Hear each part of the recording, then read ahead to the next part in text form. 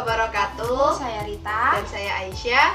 Nah, di kesempatan kali ini kita akan membahas sharing terkait salah satu seorang pemikir Islam dari Timur Tengah, yaitu Hasan al-Banna. Nah, sebelum memasuki ke pembahasan, alangkah lebih baiknya kita mengetahui dulu biografi dari Hasan al-Banna itu sendiri. Nah, seperti pepatah mengatakan, tak kenal maka tak sayang. Gimana kita untuk mengetahui lebih dekat siapa sih Hasan al-Banna itu? Baik, itu selain dikenal sebagai tokoh pemikir Islam, beliau juga dikenal karena mendirikan Ikhwanul Muslimin.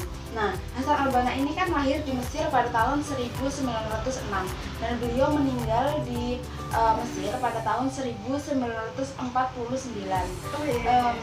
Tapi kan kalau dipikir bisa tergolong sangat muda, cukup muda untuk dengan tahun segitu, berarti kan umurnya Hasan al-Banna ini masih 43 tahun. Tergolong cukup muda untuk meninggal. Oh iya, kok bisa meninggal pada usia yang sangat muda itu? Hasan al-Banna kenapa? Nah ini, Hasan al-Banna itu dibunuh. Dia dibunuh atas perintah pemerintah Mesir. Jadi beliau ditembak gitu. Karena pada waktu itu memang ada kekacauan gitu. Nah, hebatnya itu Hasan al-Banna ini beliau sudah menghafalkan Al-Quran pada umur 14 tahun. Jadi emang beliau itu sudah dilatih untuk menghafalkan Al-Quran sejak kecil. Jadi 14 tahun itu sudah menghafalkan Al-Quran, 30 juz Al-Quran sudah dihafalkan. Tidak selain itu, Hasan al-Banna itu orang yang disiplin waktu banget. Bahkan dia itu dalam waktu kesehariannya itu dibuat untuk belajar dan menghafalkan Al-Quran. Dan selain di sisi lain memang untuk membantu orang tuanya. Kan tidak heran kan ya kalau memang Hasan al-Banna ini mempunyai prestasi yang banyak. Bahkan yang pernah saya baca, Hasan al-Banna ini pernah menduduki lulusan terbaik nomor 5 di Mesir. Wah, hebat sekali ya Hasan al-Banna, prestasinya harus kita tiru nih. Benar buat kaum muda sekarang ya. Terutama dalam disiplin Ya, waktunya. disiplin waktu itu sangat penting. Nah, untuk kondisi dari Hasan al-Banna sendiri, bagaimana kondisi keluarganya yang mungkin Aisyah tahu tentang kondisi keluarganya? Kalau menurut saya tuh pernah membaca kalau keluarga dari Hasan al-Banna sendiri tuh dari keluarga yang terhormat. Kakeknya yang bernama Abdurrahman itu terkenal sebagai pengusaha sukses di daerahnya saat itu. Makanya sama masyarakat sekitar tuh dia tuh dikenal gitu, dipandang baik gitu. Nah, tapi ketika kakeknya meninggal, ayahnya Hasan al-Banna yang bernama Syekh Ahmad itu memutuskan untuk berhijrah ke Al-Mahmudiyah. Untuk apa? Untuk memulai hidup baru.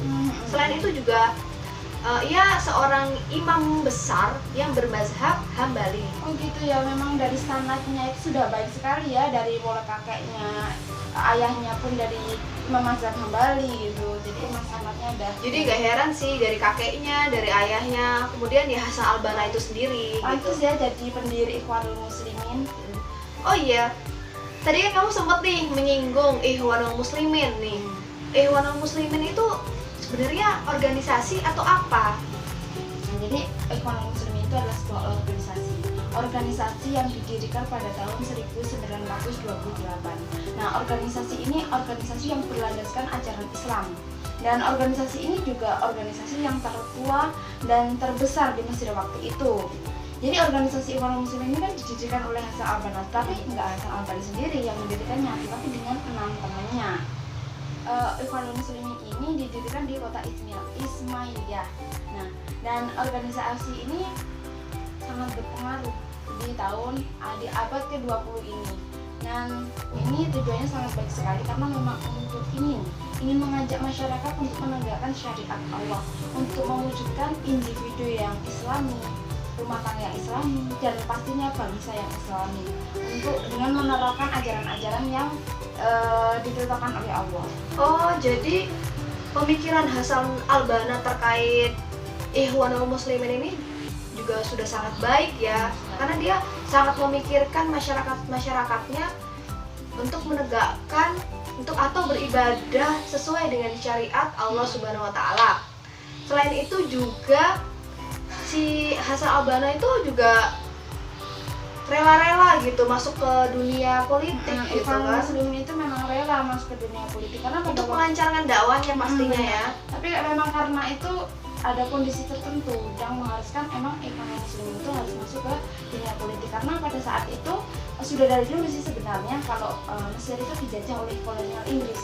Ya otomatis kan yang dahulunya Mesir yang menggunakan syariat Islam, peraturan sesuai dengan hukum Islam berubah bercampur aduk gitu dengan apa yang dibawa dari Inggris, peraturan-peraturan yang dibawa dari Inggris.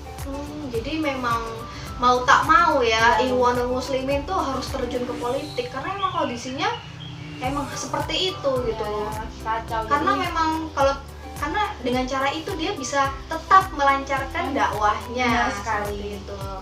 Oke, untuk karyanya Hasan Al-Banna sendiri itu ada nggak sih, secara kan dia itu seorang tokoh pemikir Islam gitu kan, yang mungkin karya-karyanya nantinya tuh bisa dimanfaatkan untuk generasi-generasi berikutnya. nah, untuk karyanya sendiri, dia itu sempat mewariskan dua monumentalnya, yaitu catatan dakwah dan dai dan kumpulan surat-suratnya. Tetapi karya yang sangat mengagumkan bagi saya nih, bagi saya pribadi, yaitu metodenya. Metodenya yang dimana metodenya itu berbeda dengan yang lainnya, karena metodenya itu beliau itu dakwanya itu dengan melancarkan dakwanya itu beliau memasuki warung-warung, di mana warung-warung kopi di sana itu waktu itu tempat perkumpulan orang-orang yang berpengetahuan rendah seperti itu. Oh, kalau dilihat-lihat metode dari Hasan Al-Banna sendiri itu sama ya seperti berdakwah saat ini gitu. Jadi tuh nggak melulu di masjid gitu. Jadi kita bisa berdakwah di kafe gitu ya. Ngobrol-ngobrol santai gitu. Ngobrol-ngobrolnya tentang Islam kan biasanya di kafe-kafe gitu. Nah saja Hasan Al-Banna disebut sebagai tokoh pembaharuan. Pemikiran Islam. Oh iya, wah keren sekali ya. Memang. Jadi kan kalau disimpulkan dari dakwanya metode dakwanya Hasan Al-Banna sendiri, kita itu dakwah itu tidak harus dengan Al-Quran dan hadis yang di masjid ataupun di kelas, tapi dengan membaur dengan masyarakat kita juga bisa menjadikan ladang dakwahnya kita. Ya, dari kami terkait pembahasan salah satu tokoh pemikir Islam dari Timur Tengah, Hasan Al-Banna, dan juga sebagai pendiri Ikhwanul Muslim. Dan kami ucapkan terima kasih. Wassalamualaikum warahmatullahi wabarakatuh.